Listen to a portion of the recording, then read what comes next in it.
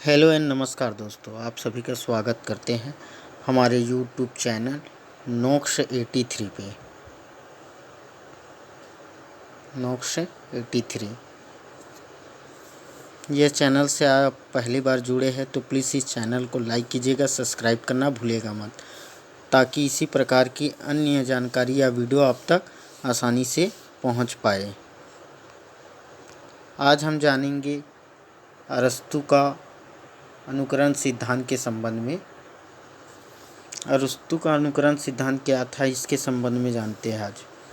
अरस्तु का अनुकरण सिद्धांत एक स्तर पर प्लेटो का अनुकरण सिद्धांत की प्रतिक्रिया है और दूसरे स्तर पर उसका विकास भी। महान दार्शनिक प्लेटो ने कला और काव्य को सत्य से तिहरी दूरी पर कहकर उसका महत्व बहुत कम कर दिया था।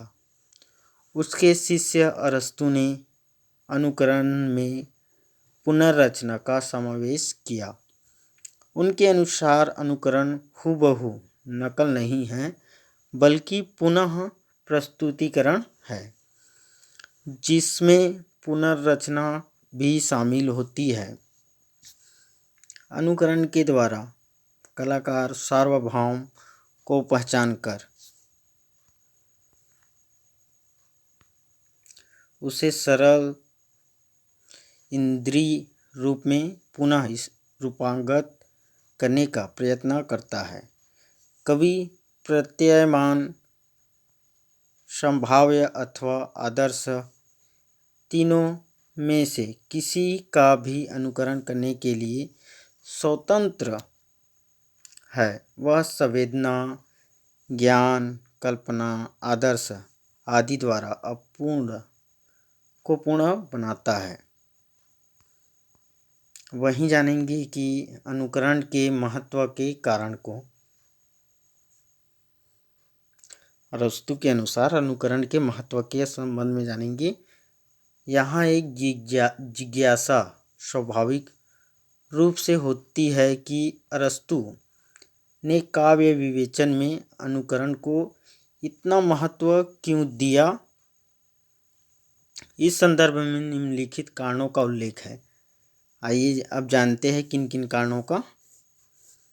जैसे पहले में अरस्तु से पूर्व उनके गुरु, अरस्तु के गुरु कौन थे? प्लेटो थे। उनके गुरु प्लेटो ने काव्य तथा अन्य कलाओं को अनुकृति, व्यापार दर्शन से संबंध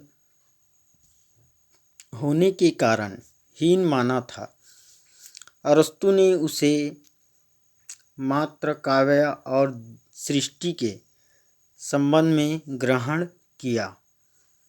इससे उन्होंने अनुकरण का अर्थ और उसकी ध्वनियों को परिवर्तित कर दिया। वहीं दूसरे में अरस्तु ने प्लेटो के समान चित्र और काव्य को स्पष्ट रूप से अनुकरण मूलक कहा। उन्हीं के समान हों ऐसे चित्रों को काव्य स्पष्ट रूप से अनुकरण मूलक कहा है। वहीं तीसरे क्रम में अरस्तु काव्य में त्रासदी को सर्वाधिक महत्वपूर्ण काव्य के रूप में मानते हैं। उनका समस्त काव्य विवेचन त्रासदी के विवेचन के संदर्भ में हुआ। त्रासदी में अनुकरण की प्रधानता होती है, अतः अरस्तु के काव्य विवेचन में अनुकरण की प्रधानता होना स्वाभाविक है। वहीं चौथे क्रम में देखिएगा, ग्रीक भाषा में कवि के लिए पोएतेस, ग्रीक भाषा में कवि के लिए पोएतेस शब्द का प्रयोग हुआ। याद रखिएगा आप लोग, ग्रीक भाषा में कवि के लिए पोएतेस शब्द का प्रयोग हुआ, जिसका व्युत्पत्त्यर्थ है कर्ता या रचयिता। याद रखिएगा, कर्ता या रचयिता। कवि घटनाओं का कर्ता है, कर्ता नहीं अनुकर्ता माना जा सकता है। कवि जो है घटनाओं का कर्ता नहीं बल्कि अनुकर्ता माना जा सकता है, क्योंकि कवि द्वारा किसी घटना का उल्लेख ही किया जाता है। उसको कर्ता नहीं कह सकते कि वह स्वयं उसी घटना को कर्ता होगा करके नहीं बोल सकते। उसको केवल अनुकरण करके ही उसको कार्यकर्ता के रूप में आपके सामने प्रस्तुत करता है। इस प्रकार अनुकरण की प्रधानता का संबंध पोएतेस के व्युत्पत्त्यर्थ से जुड़ जाता है। वहीं जानेंगे कि अरस्तु के व्याख्याकार के संबंध में अरस्तु के व्याख्याकार ने अनेक आलोचकों ने अरस्तु की भिन्न भिन्न प्रकार से व्याख्या की है, किंतु एक बात में सभी सहमत है। सारे जो व्याख्याकार थे वो सभी भिन्न भिन्न प्रकार से व्याख्या किए हैं, परंतु सभी जितने भी थे, जो भी विद्वान थे, वो सभी एक बात पर सहमत थे। अरस्तु ने अनुकरण का प्रयोग प्लेटो की भांति स्थूल यथावत प्रकृति के अर्थ में नहीं किया, यानी जमीनी स्तर पर प्रकृति के अनुसार उनका व्याख्याकार नहीं किया है करके। वहीं प्रोफेसर बुचर का मत है कि अरस्तु के अनुकरण अर्थ है सादृश्य विधान अथवा मूल का पुनरुत्पादन सांकेतिक उल्लेखन नहीं है। कोई भी कलाकृति मूल वस्तु का पुनरुत्पादन जैसी वह होती है, यानी कि पुनरुत्पादन यानी दोबारा से उसको उत्पाद में लाया जा सके, वह होती है जैसे वह होती है वैसे नहीं, अपितु जैसे वह इंद्रियों को प्रतीत होती है वैसा करती है। ठीक है, जैसे इंद्रियों को प्रतीत होती है, यानी देखने सोचने समझने में जो हमें प्रतीत होती है वह वास्तव में वैसी ही करती है। वहीं कलाकृति की ओर ध्यान दे तो इंद्रिय बोध सापेक्ष पुनः सृजन है, यथातथ्य अनुकरण नहीं। कला का संवेदन तत्व गृहिणी बुद्धि के प्रति नहीं, अपितु भावुकता और मन की मूर्ति विधायनी शक्ति के प्रति होती है।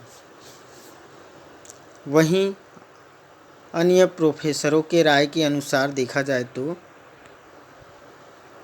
प्रोफेसर गिलबर्ट मरे ने यूनानी शब्द पोएतेस यानी कर्ता या रचयिता, याद रखिएगा, पोएतेस यानी कर्ता या रचयिता, जिसको हम लोग कवि बोलते हैं, को आधार मानकर अनुकरण की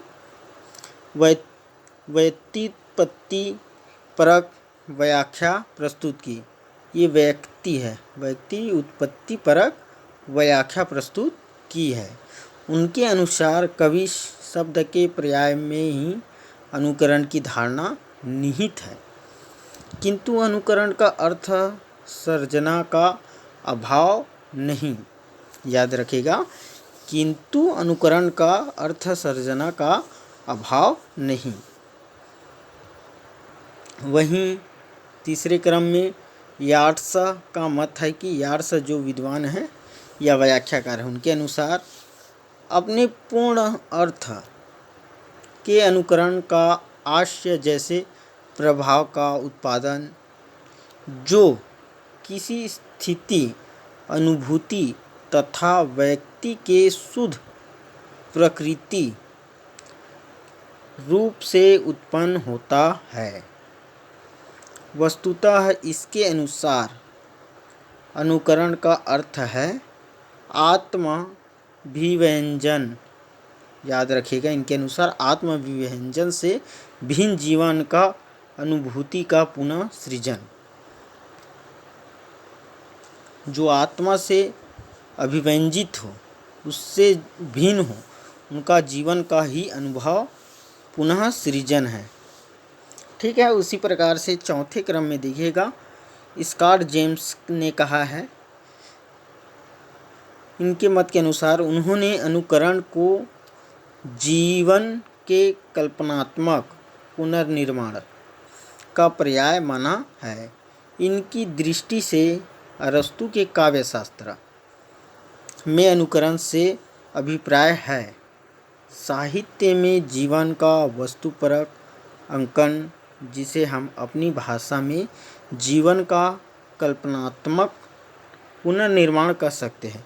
जो जीवन होता है वह कल्पना के अनुसार कल्पित होता है, उसी का पुनर्निर्माण को कह सकते हैं। ये व्याख्याएं अपने आप में महत्वपूर्ण है, फिर भी अरस्तु के शब्दों को प्रमाण मानकर अनुकरण का विवेचन करना समीचीन होगा। वहीं अरस्तु के अनुकरण सिद्धांत में देखेंगे, कला और प्रकृति। कला प्रकृति की अनुकृति है। याद रखिएगा, कला जो है प्रकृति की अनुकृति है। यह कला और अनुकरण दो तत्वों का विवेचन का मूल सूत्र है। यहाँ अनुकरण की अपेक्षा प्रकृति शब्द का अधिक विवेच्य है, यानी उनका बार बार विवेचन हुआ है। वहीं होरेस विद्वान के आधार पर नए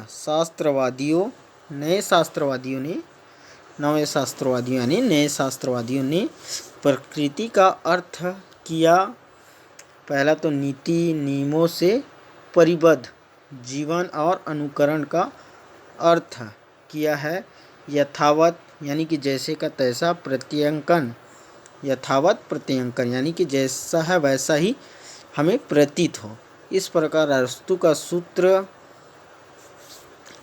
का यह सूत्र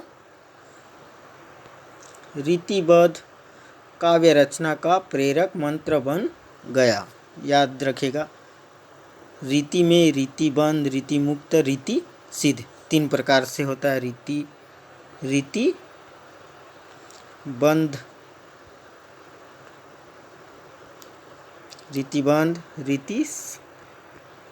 रीतिमुक्त और रीति सिद्ध।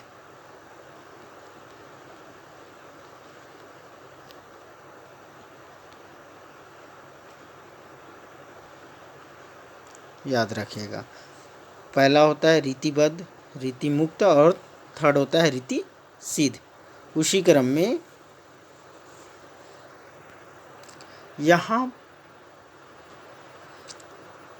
किन रीतिबद्ध काव्य रचना का प्रेरक मंत्र बन गया, यानी कि रीतिबद्ध काव्य का प्रेरक रचना बन गया, किंतु प्रकृति के अर्थ को इस प्रकार सीमित करने का कोई कारण नहीं है। यह प्रकृति जीवन के समग्र, यानी सभी प्रकार के रूप, अर्थात अंतर्बाह, यानी अंदर भी और बाहर भी, दोनों रूपों की समष्टि पर्याय है। इसमें स्थूल गोचर रूप अरस्तु को अभिप्रेरित नहीं है, यानी जो बाहरी जो दिखाई देता है, जो स्थूल गोचर होते, जो बाहर के वस्तुओं से प्राप्त होता है, वह अभिप्रेरित नहीं है अरस्तु के अनुसार। अर्थात मानवेतर प्रकृति का अनुकरण करना अनुकरणात्मक कला का नाम नहीं है, ये अरस्तु के अनुसार है। कवि या कलाकार प्रकृति की सृजन प्रक्रिया का अनुकरण करता है। अनुकरण का विषय गोचर वस्तु न होकर उनमें निहित प्रकृति नियम है। अतः अरस्तु के अनुसार प्रत्येक वस्तु पूर्ण विकसित होने पर जो होती है उसे ही हम उसकी प्रकृति कहते हैं। जैसे कि रचना होने के बाद विषयों के संबंध में हमें जो भावनाएं, रीति, रस, अलंकार, अनेक प्रकार की कई वस्तुएं प्राप्त होती है। उसी को हम लोग उसकी प्रकृति समझते हैं। प्रकृति इस आदर्श रूप की उपलब्धि की ओर निरंतर कार्यरत रहती है, किंतु कई कारणों से वह अपने लक्ष्य की प्राप्ति में सफल नहीं हो पाती। कभी कभी अक्सर यह होता है कि कई ऐसी रचनाएं हैं जो अपने लक्ष्य की प्राप्ति नहीं कर पाती हैं। वैसे ही अनुकरण में प्रकृति में इन अभावों को कला द्वारा पूरा किया जा सकता है। इस प्रकार अनुकरण एक सर्जन क्रिया है। काव्य कला प्रकृति की सर्जन प्रक्रिया अनुकरण करती हुई प्रकृति के अधूरे कार्य को पूर्ण करती है। इसी से काव्य में अनुकरण तत्व की महत्ता है। वहीं देखिएगा अरस्तु के अनुकरण की वस्तुएं या विषय। अरस्तु के अनुसार अनुकरण में 3 प्रकार के वस्तुओं में से कोई एक हो सकती है, जैसे वे थी या है। जैसे कि वे थी या है यानी यथार्थ जैसा है वैसा ही, जैसी वे कही या समझी जाती है, या जैसे कहीं कहा जाता है या उसको ही समझा जाता है। ये कल्पित यथार्थ है, ये कल्पनाओं में अक्सर होता है। जैसे वे होनी चाहिए, जैसे वे होनी चाहिए, ये संभाव्य यथार्थ है। ये संभाव्य यथार्थ है यानी कि ये संभावना रहित शब्द है। जैसे कि आप लोग भी कभी कभी संभावना व्यक्त करते हैं कि वह व्यक्ति ऐसा होगा। उसी प्रकार से अरस्तु के विषय या वस्तु के संबंध में बताया गया है। अनुकरण की वस्तुएं या विषय वे होनी चाहिए, ये संभाव्य यथार्थ है। इन्हीं को क्रमशः प्रतिमान, संभाव्य और आदर्श रूप माना गया है। वहीं देखते हैं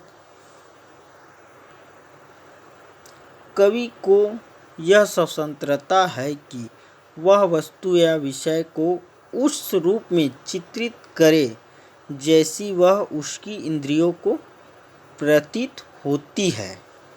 यानी कि कवि में यह स्वतंत्रता है कि वह वस्तु या विषय को उस रूप में चित्रित करे जैसे वह उसकी इंद्रियों को प्रतीत होती है। यानी कि वह स्वयं की इंद्रियों से सोचने समझने की प्रक्रिया द्वारा वैसे का वैसा ही अनुभव जैसे वह स्वयं अनुभव करता उसी प्रकार से आपको भी कराए, अथवा भविष्य में प्रतीत हो सकती है, या फिर से अथवा है होनी चाहिए। निश्चय ही इसमें कवि की भावना और कल्पना का योगदान होगा, वह नकल मात्र नहीं होगा। इसी से अरस्तु का अनुकरण सिद्धांत भावना और कल्पना युक्त अनुकरण को मानकर चलता है, शुद्ध प्रकृति को नहीं। याद रखिएगा अरस्तु का अनुकरण सिद्धांत जो है भावना और कल्पना युक्त अनुकरण को मानकर चलता है, ना कि शुद्ध प्रकृति को। वहीं काव्य सत्य के संबंध में अपने विचारों को सिद्ध करने के लिए अरस्तु ने कविता और इतिहास पर तुलनात्मक दृष्टि से विचार किया है। इस तथ्य को ब्रूचर ने इस प्रकार स्पष्ट किया है। देखिएगा इसका इंग्लिश में दिया हुआ है, it is not the function of the poet to relate that was happened, but what may happen that is possible according to law of probability or necessity the point, and historian different not by writing in verse of in prose. ये सारे चीज़ें English में उदाहरण दिया हुआ, उसी का आपको नीचे मैं हिंदी में अर्थ समझाता हूँ कि अर्थात कवि कर्म जो कुछ घटित हो चुका है उसका वर्णन करना नहीं, वर्ण जो कुछ घटित हो सकता है। याद रखिएगा, कवि जो है घटित हो चुका है उसका वर्णन नहीं करता, वर्ण जो कुछ घटित हो सकता है, जो कुछ संभावना या अनिवार्यता के नियमाधीन संभव है, उसका वर्णन करना है। कवि और इतिहासकार में गद्य और पद लेखन के कारण भेद नहीं है, वरना उनमें वास्तविक भेद यह है कि एक उसका वर्णन करता है जो घटित हो चुका है तथा दूसरा उसका वर्णन करता है जो घटित हो सकता है। याद रखिएगा, कवि और इतिहासकार में एक उसका वर्णन करता है जो घटित हो चुका है और दूसरा उसका वर्णन करता है जो घटित हो सकता है। इसलिए कविता इतिहास से अधिक श्रेष्ठ है, क्योंकि कविता सार्वभौम चित्रण करती है जबकि इतिहास विशेष का। याद रखिएगा, कविताएं जो है सभी प्रकार के चीज़ों का चित्रण कराती है, जबकि जो इतिहास होते हैं वो किसी विशेष प्रकार की स्थिति का चित्रण कराती है। वहीं अरस्तु के अनुसार कवि और इतिहासकार में अंतर। अरस्तु के मतानुसार कवि और इतिहासकार में वास्तविक भेद यह है कि एक तो उसका वर्णन करता है, जो पहले बताया आपको, जो घटित हो चुका है, जो घट चुका है उसका वर्णन करता है। वहीं दूसरा उसका वर्णन करता है जो घटित हो सकता है। परिणामतः काव्य में दार्शनिकता अधिक होती है, उसका स्वरूप इतिहास से भव्यंतर है, क्योंकि काव्य सामान्य सार्वभौम की अभिव्यक्ति है और इतिहास विशेष की इतिहास की घटनाएं देश काल की सीमा से बंद कर केवल अपने पृथक और विशिष्ट रूप में हमारे सामने आती है, जबकि काव्य निबंध तथा अपने अपने सार्वभौम रूप में अभिव्यक्त होते हैं, अतः उनकी पुनरावृत्ति संभावित होती है। इस प्रकार काव्य और इतिहास संबंधित विवेचन में अनुकरण से है, यथार्थ वस्तुपरक प्रत्यंकन से नहीं। वहीं अरस्तु के अनुसार कार्य का क्या अभिप्राय होता है उसके संबंध में अरस्तु ने कहा है कि अरस्तु ने त्रासदी के विवेचन में लिखा है कि त्रासदी मनुष्यों का नहीं वरन कार्य और जीवन का अनुकरण करती है। अरस्तु के त्रासदी विवेचन में लिखा है ये कि मनुष्य जो है उनका कार्य वर्णन नहीं करता बल्कि उनका जीवन अनुकरण करता है। कार्य शब्द का प्रयोग उन्होंने मानव जीवन का चित्रण के यह अर्थ में किया है। याद रखिएगा, कार्य शब्द का जो प्रयोग किया गया है वे मानव जीवन का चित्र के अर्थ में किया गया है। उनके अनुसार जो कुछ भी मानव जीवन के आंतरिक पक्ष को व्यक्त करे, मानव जीवन के आंतरिक पक्ष को, बुद्धि संबंध, व्यक्तित्व उद्घाटन करे, वह सभी कुछ कार्य के अंतर्गत आएगा। अतः कार्य का अर्थ केवल मनुष्य के कर्म ही नहीं, उसके भाव, विचार, चरित्र आदि भी है जो कर्म के प्रति उत्तरदायी होते हैं। अतः अनुकरण का विषय है क्रियाशील मानव। याद रखिएगा, अतः इसका कहने का अर्थ है क्रियाशील मानव जो कार्य करते रहे। वहीं अनुकरण और आनंद के संबंध में अरस्तु ने विचार किया है कि अरस्तु का विचार है कि अनुकूल वस्तु से प्राप्त आनंद भी कम सार्वभौम नहीं है। जिन वस्तुओं का प्रत्यक्ष दर्शन हमें दुख देता है, यानी सामने देखकर उसे हम दुखित होते हैं, उसका अनुकरण द्वारा प्रस्तुत रूप हमें आनंद प्रदान करता है। यानी कि किसी प्रकार से नाटकीय रूप में उसको प्रस्तुत करें तो वही हमें आनंद देगा। डरावने जानवर देखने से हमें डर लगता है, याद रखिएगा, किंतु उनका अनुकूल रूप हमें आनंद प्राप्त करता है। जैसे कि वास्तविक में यदि समक्ष आपके शेर आ जाए तो हर एक व्यक्ति का स्वभाव है कि डरेगा ही, परंतु टीवी या टेलीविज़न के माध्यम से या किसी कार्टूनिस्ट के माध्यम से उसी शेर को देखें तो हमें आनंद की अनुभूति होती है। अतः अनुकरण आनंद का तत्व अनिवार्यतः निहित होने का अर्थ यही है कि उसमें आत्मा तत्व का प्रकाश निहित रहता है, क्योंकि आनंद की उपलब्धि आत्म तत्व के प्रकाशन के बिना संभव नहीं है। अतः अनुकरण निश्चय ही यथार्थ वस्तुपरक अंकन न होकर भावनात्मक और कल्पनात्मक होगा।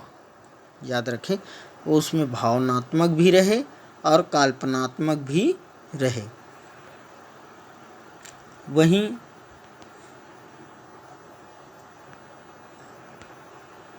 किंतु भाव तत्व और उसमें निहित आत्म तत्व का समभाव होने पर भी अनुकरण विशुद्ध आत्मविव्यंजन का पर्याय नहीं है, क्योंकि इसमें वस्तु तत्व की प्रधानता अनिवार्य है। आधुनिक आलोचना शास्त्र की शब्दावली का आश्रय लेकर कहे तो अनुकरण में अभिजात कला के वस्तुपरक भाव तत्व की ही स्वीकृति है, किंतु रम्याद्भुत कला के व्यक्तिपरक भाव तत्व नहीं है।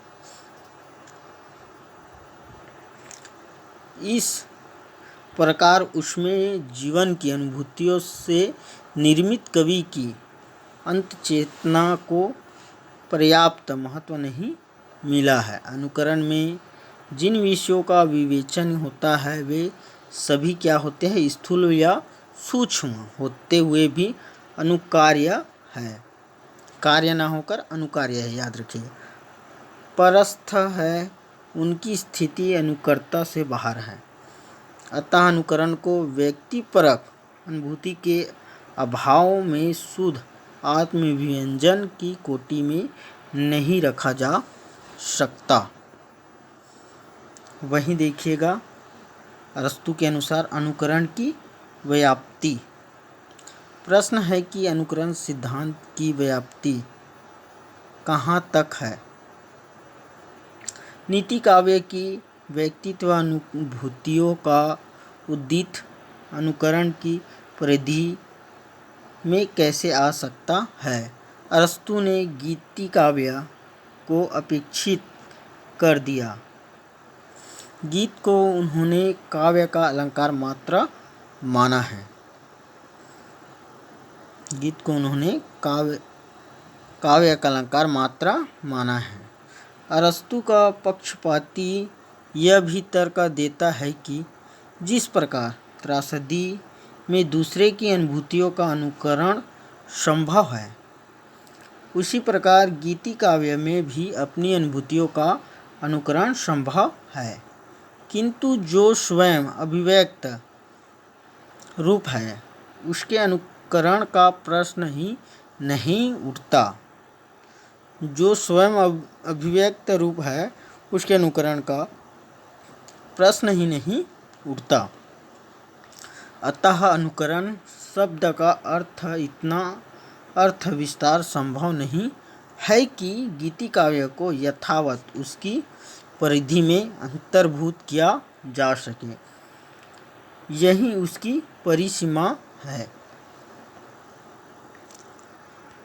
वहीं अनुकरण सिद्धांत का क्रोचे के सहजानुभूति सिद्धांत से भी साक्षात विरोध है। क्रोचे के अनुसार काव्य कला का जो मौलिक रूप है वह अनुकरण का विषय नहीं हो सकता और उसका मूर्त रूप जो अनुकरण का विषय है, क्रोचे के अनुसार सर्वथा आनुषंगिक है। अरस्तु के अनुकरण सिद्धांत में किसी भी प्रकार सहजानुभूति का समावेश नहीं हो सकता। अतः जिस अंश तक क्रोचे का सहजानुभूति सिद्धांत मान्य है उसी अंश तक अनुकरण सिद्धांत अमान्य है। यदि क्रोचे का सिद्धांत मान्य होता है तो अरस्तु का अमान्य होगा। वहीं डॉक्टर नगेंद्र जी के अनुसार देखते हैं कि अनुकरण सिद्धांत का विवेचन करते हुए स्पष्ट किया है कि सृजन और अनुकरण में भेद है। याद रखिएगा, जो सृजन है और अनुकरण है उनमें भेद है। काव्य में वस्तुओं के मर्म को आकर्षक रीति से उद्घाटित करना कवि कर्म है।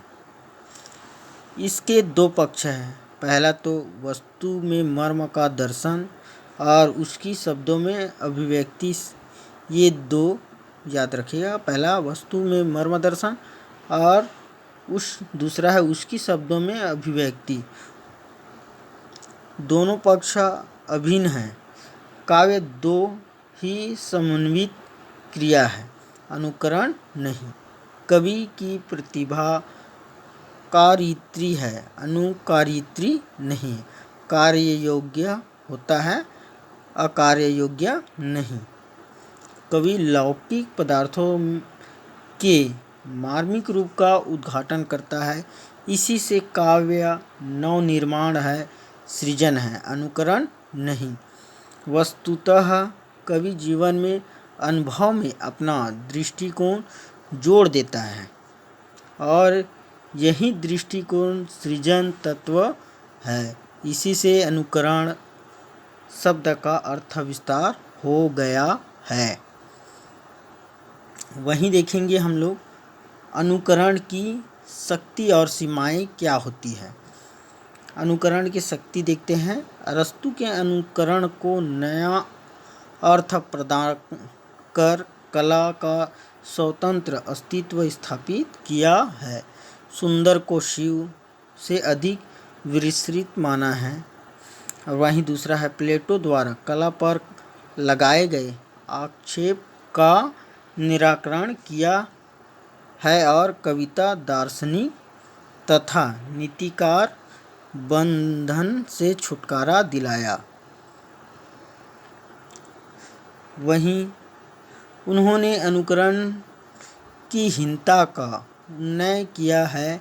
इन विशेषताओं के होते भी उसकी कुछ सीमाएं हैं। वहीं उसकी सीमाएं संबंधी देखते हैं। अनुकरण में व्यक्तिपरक भाव तत्व की अपेक्षा वस्तुपरक भाव तत्व को अधिक महत्व दिया। भाव से अधिक वस्तुपरक जो तत्व होते हैं उसमें अधिक महत्व दिया गया है, जो निश्चय ही अनुचित है। कवि की अंतचेतना को उतना महत्व नहीं दिया जितना दिया जाना चाहिए था। इससे इसकी परिधि संकुचित हो गई थी। वहीं विश्व की गीतिकाव्य संख्या में सर्वाधिक होते हुए भी अनुकरण की परिधि में नहीं समा सकता, क्योंकि उसकी आत्मा है भाव, जो प्रेरणा के भार से दबकर फूटता है।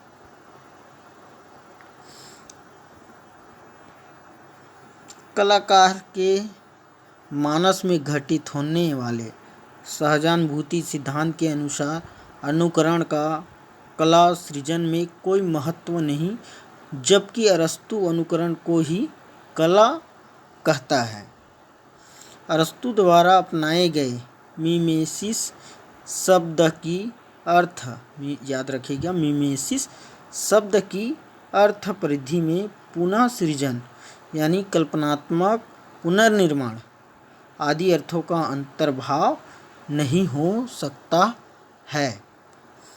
वहीं ये सारी चीज़ों का पढ़ने पर जो निष्कर्ष आता है उसके संबंध में देख लेते हैं कि सत्य कभी एक देशी नहीं होता। याद रखिएगा, सत्य कभी एक देशी नहीं है, वो एक तरफा नहीं चलता है, वो सभी के लिए सामान्य होती है। उसकी उपलब्धि तो किसी न किसी रूप में होती जाती है, किंतु उपलब्धि की विधि और उसका आधारभूत दृष्टिकोण भी कम महत्वपूर्ण नहीं होता। अरस्तु ने काव्य या कला को प्रकृति का अनुकरण माना है, अतः कला अनुकरण होते हुए भी नवीकरण है, सृजन रूप है। आपको अरस्तु के अनुकरण सिद्धांत कैसा लगा? अगर आपको अच्छा लगा हो तो प्लीज़ हमारे चैनल को लाइक कीजिएगा और सब्सक्राइब करना भूलिएगा मत। अगर इसी प्रकार की अन्य विषय संबंधी जानकारी आपको चाहिए तो प्लीज़ हमें कमेंट सेक्शन में बोल सकते हैं। धन्यवाद।